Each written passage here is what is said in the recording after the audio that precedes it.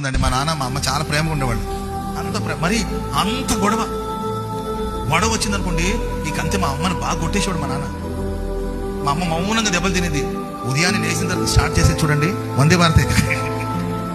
ఇక మా నాన్న మూల మీద కూర్చొని ఊరుకోమాయి పిల్లల ముందు ఎందుమాయి ఎట్లా పడితే మాట్లాడుతాడు, ఊరుకోమాయి పిల్లలు అంటారు. నీకు ఇప్పుడు గుర్తుకొచ్చారయ్యా పిల్లలు అని మా అమ్మ స్టార్ట్ చేస్తే తిడతా ఉంటే మా రాత్రంతా మా నాన్న గోలా, పగలేమో మా అమ్మ గోలా. అయినా వాళ్ళిద్దరికి ఎంత ప్రేమ అంటే అంత ప్రేమ అండి. కానీ మా నాన్నగారు సడన్గా చనిపోతారని ఎవరు ఎక్స్పెక్ట్ చేయలేదు. ఒకరోజు అదే ఏదో పోరాటాలు గొడవలు ఏదో చిన్న చిన్న గొడవలు పడుతుండగా మా అమ్మ బాలికి పక్కకు వచ్చి వేరే రూమ్లో ఉంది. రాత్రి మా నాన్న పడుకొని ఉన్నారు. నిద్రలో నేను ప్రాణం పోయింది.